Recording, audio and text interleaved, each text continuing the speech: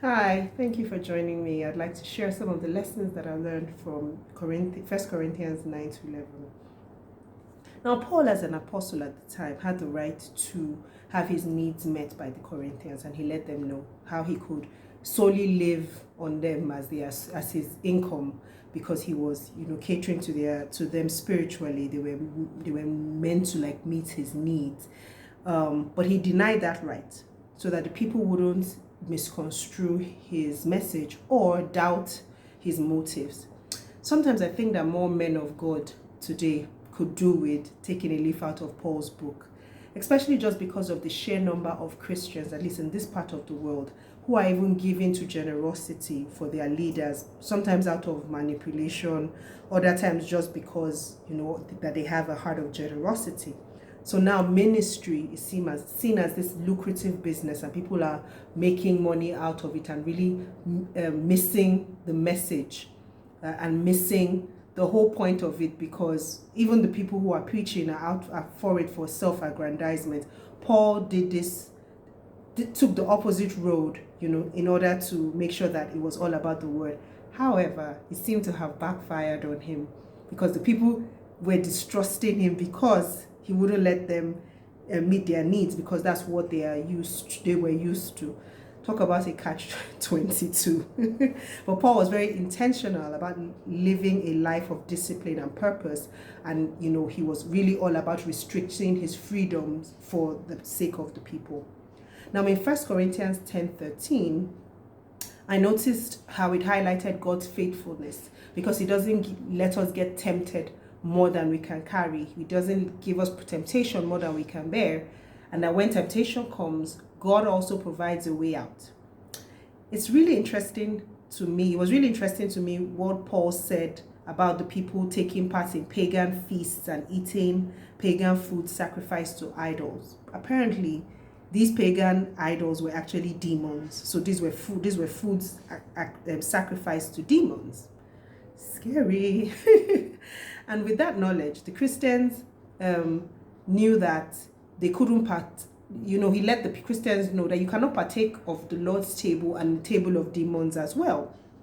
And so that was in chapter 10, verse 31. But the scenario changed at the end of the chapter, but were consistent with what he had said regarding eating sacrifices. So there I was able to draw a parallel and see that it is basically the same. Essentially, the people were to eat in people's homes with a clear conscience, right? Almost like a don't ask, don't tell. But if they were informed at any point that the food that they were given had been offered in sacrifice, then they were to decline, just for the other person's mindset. So it's not like, oh, this Christian knew that this food had been sacrificed and they ate it. What's important, however, what was important for them was not the food itself, but how it had been used and how it was viewed. So the bottom line is that we should be able to eat whatever we want to, as long as we give thanks. For me, I think this is the importance of at least praying over your food. Now, this and a few other chapters had resonated with me a few years ago when I was practicing like restricting diets just because of different things I was hearing. Oh, you need to eat this, don't eat this, don't eat this. And the day I read these chapters, I was like, just give thanks to God. God provided all the food. Give thanks to him and eat it with a clear conscience. And that just changed my whole diet for the longest time. Now, most of the things that Paul spoke about regarding propriety in worship in chapter 11 were very specific to the people and the times. It's probably not smart to take that literally and apply it today.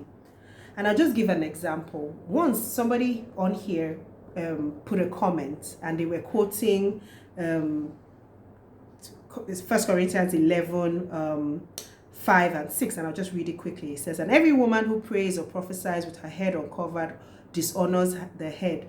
It is just as though her head were shaved. And if a woman doesn't cover her hair should be cut off, because she's a disgrace. And they said also that neither, for every reason, the woman ought to have a sign of authority on her head. Right? So the person essentially put a comment here that I wasn't allowed, first of all, as a woman, I wasn't allowed to teach. And then 2, I was a disgrace because I didn't cover my hair. And I didn't address it at the time because I was like, how can someone just misunderstand the Bible so much? But then I can see how easy it is to. But then just to correct the misconception, I'm not teaching. All I'm doing here is just sharing because I'm learning every day. So for those of you who perhaps started now, who didn't know from the beginning, I started reading the Bible in a year, in January this year. Intentionally, like I've tried to read the Bible a lot, like lots of times, and then I end up skipping. I didn't read it cover to cover, right? And to keep myself accountable, I started to share my notes just so that I knew that I had to keep doing it every day. And by God's grace, I'm here today still doing what I started on the 1st of January. So I'm not necessarily teaching, but even if I were, this was specific to the time, not now. So for me, I had so many questions for the person, like, so are you saying that every single woman who teaches or preaches the word of God or who prophesies is doing wrong? Because the person actually accused me of leading people to hell. God, I would hope not. I would certainly hope not. So anyway, like I said, Paul was speaking specifically to that time, and it would be just so wrong to just, take it literally for today. Now, apart from the obvious verses about the Lord's Supper, what jumped out at me was that there was to be unity in the observance and in the remembrance of Jesus. Now, that is something that had always jumped over my head, but that was what jumped out at me here. It was the unity, wait for others, and partake in unity. That was so amazing to me. And now let me share my lessons from these chapters. God gives us the strength to resist temptations when we are faced with them.